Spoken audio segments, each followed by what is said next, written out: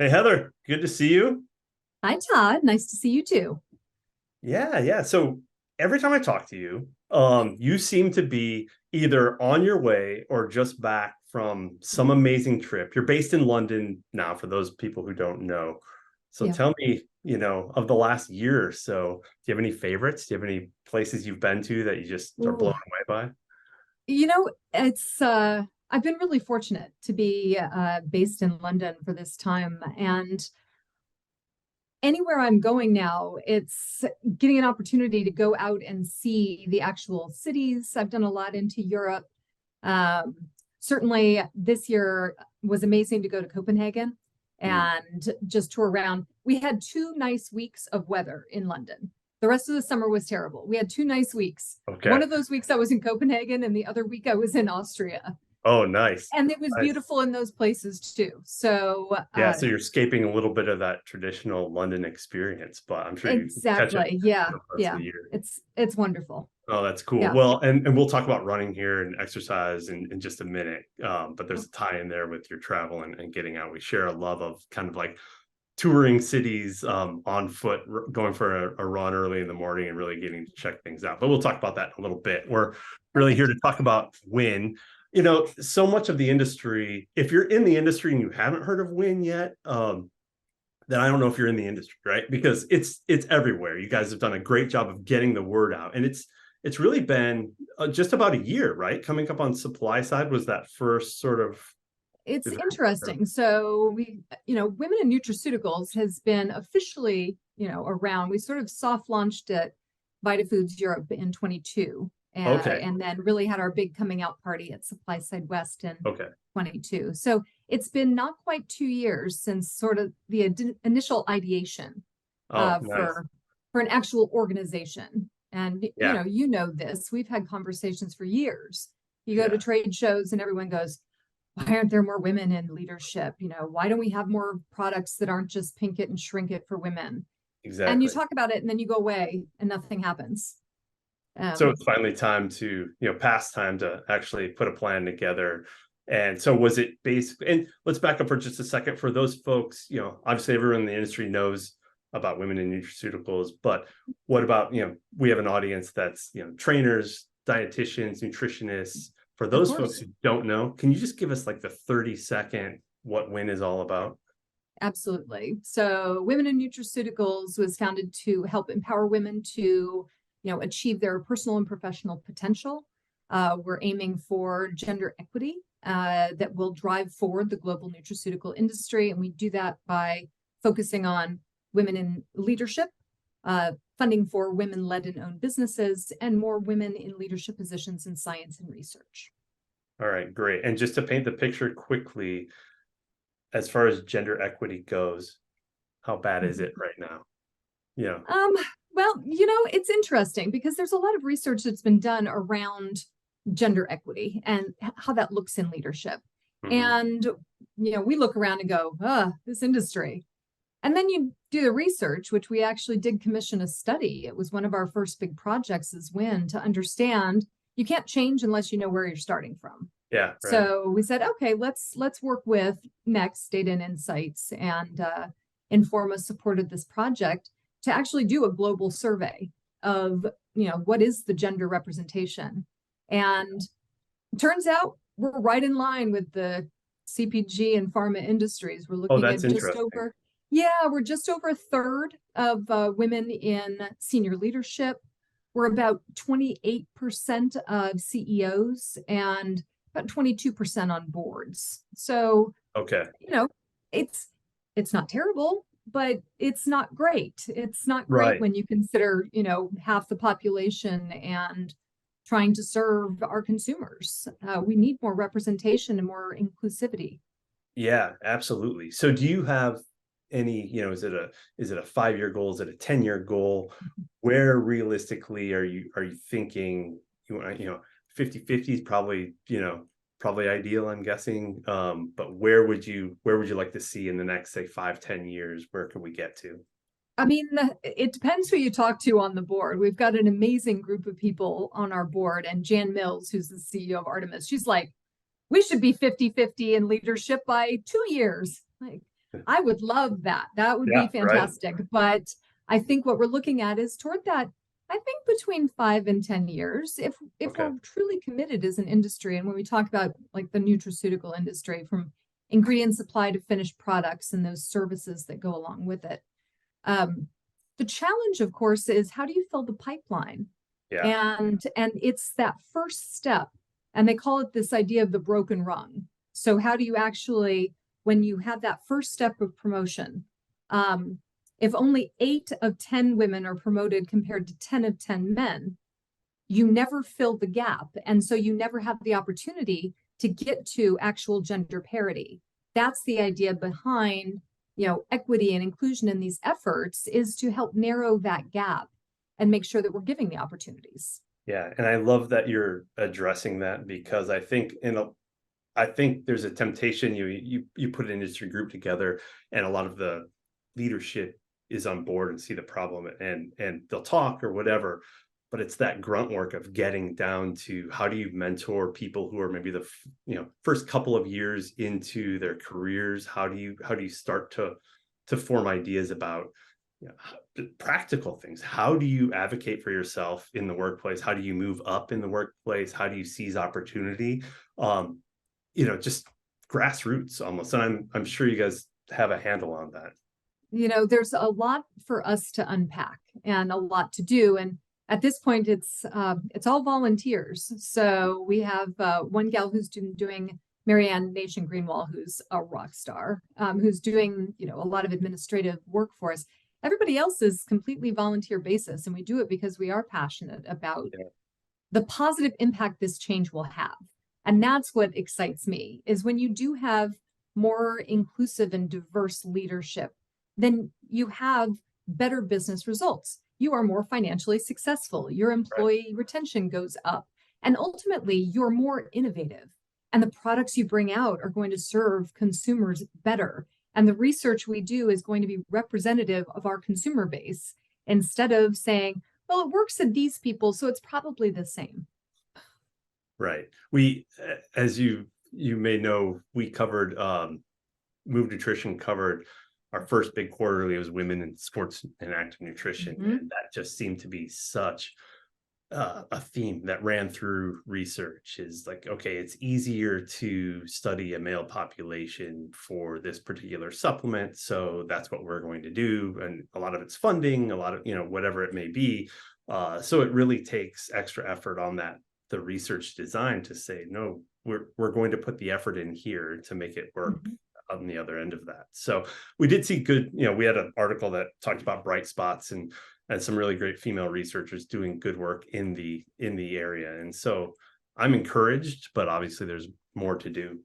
Can you talk a little bit about, like in the industry, we understand you did the survey, and you're making inroads there. And I'm wondering, as this positive change starts to happen or is happening based on WIN's efforts, some of our other audience, the trainers, the people in the gym training people, nutritionists, dietitians who are talking to consumers, can you make that connection between WIN's efforts, maybe further up the supply chain sometimes, Mhm.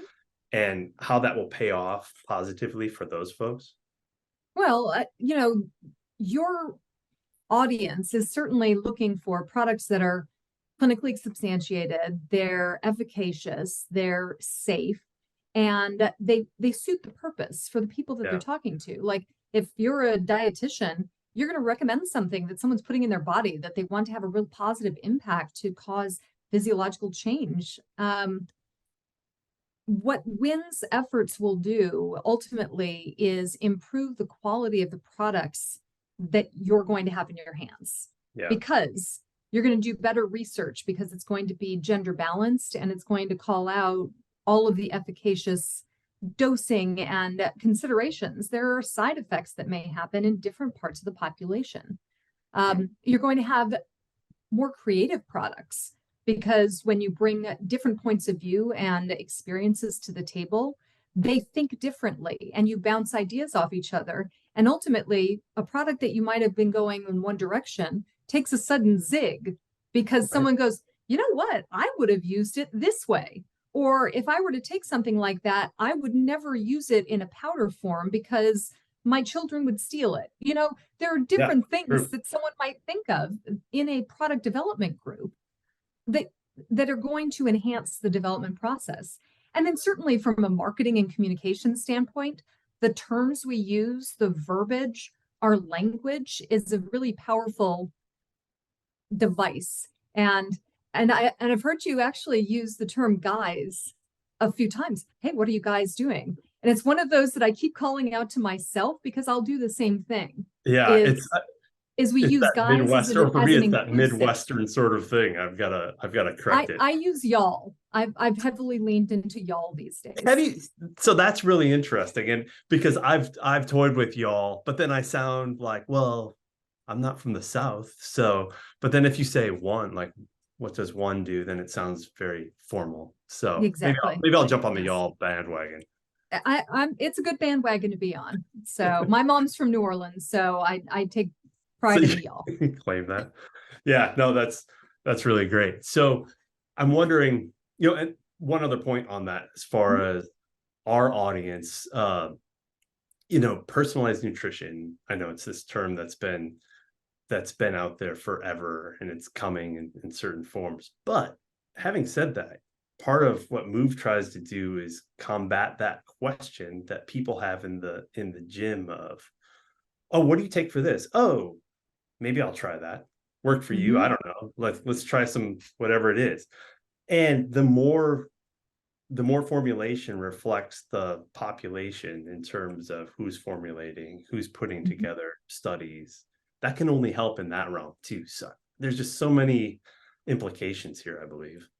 I think so. And really, even the larger conversations that we're having within the nutraceutical industry, they're the conversations that should be happening across all parts of our society. We should all be talking about the benefits of, flexible working or family leave or equal pay.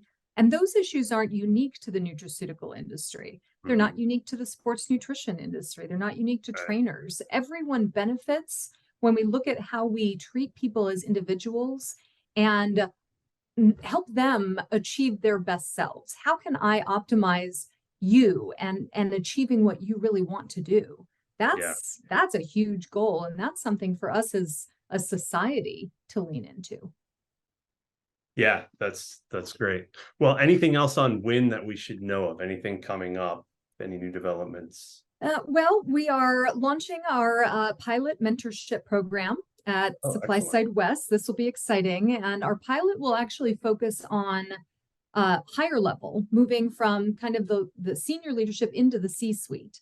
That's Okay. one of those like immediate tactical things. What are the skills you need? How can you benefit from working with a mentor to get you into the C-suite? Then we might move that into middle. And then we're also developing robust programming through our programming committee. And that will be those development of the skills that you Yeah. need for that first step that we talked about, that broken rung. So a lot of programming under development, a lot of networking opportunities, and then this pilot mentorship program, which I'm really excited about. Oh, that's excellent. I love that. All right. So we can't get off this call without talking about some active lifestyle stuff, That's right? right. Because I That's know right. you run, it sounds like you'll be running a half here coming up. I'm Yep. just curious from your standpoint, have you always been a runner? Have you always been into physical activity and exercise? How does that play into? Because I'm always fascinated by people's work-life balance and how Mhm. that I never have time to exercise kind of thing. It really Right. is. It's the opposite for me anyway. If I work it in, I'm more productive the rest of the day. So I Absolutely. want to hear your I thoughts. love doing something first thing in the morning. First thing in the Mhm. morning for me is always the best time. And for 20 years, when I was living in Phoenix, I did Bikram yoga Oh, and okay. absolutely loved it. 90 minutes in the hot box, just leave it all on the mat. It's disgusting and wrung out. Yeah, Um, but still when I great. and and loved it. And then when I moved to London, our VitaFoods team was preparing to do the Geneva Half Marathon Okay. that was taking place the day before our trade show started. And I'd never been a runner, ever, ever. Oh, interesting. And So, but I was like, I'm joining this team. I'm going to That's do gutsy. this. I like it. So, started running, moved over here, and then we went into COVID lockdown. And I was halfway through my training plan, and I thought, I am not stopping my training plan because of Right. COVID. Yeah, And honestly, through lockdown, it was one of the only things you could really do to be physically active was run. that's right. And I got really into it. And I've now found that I like a training program. I like a schedule, but I really enjoy getting out and running along the Thames first thing in the morning. Yeah, it clears your mind, and it sets you up to make better decisions for the rest of the day. Yeah, yeah. It also mitigates some of the bad decisions I make. Like, yeah, maybe I need a burger for lunch. Then I'm at least fine. I just ran 10 miles. It's So true. At least I got that run in this morning. So yeah. But yeah, and I think you're right about COVID. We have a bunch of woods by our house here. And I don't know, that was my outlet, mhm. alone out there every day. And it really got me through and continues to do that. And I'm always curious especially when people take up a new sport like that. I've never been one. I'm not a group fitness person. I'm so thankful that I've never thought, oh my gosh, I have to go exercise today. It's always been like, well, it's just fun. Like I wake up and think, okay, what are these activities? What do I feel like doing? I don't know how Mhm. you instill that. I don't know how that. I grew up with an active dad, and that really, Mhm. I know that was huge. Yep. Because I've been running since I was 9 or whatever, just because it was fun. And Right. I wonder, as you try to instill that, and as we all age, no matter where you are in that process, it's such an important part. I don't know how that, Yeah. the fact that you jumped in and started running, a few years ago and genuinely love it is Yeah. huge.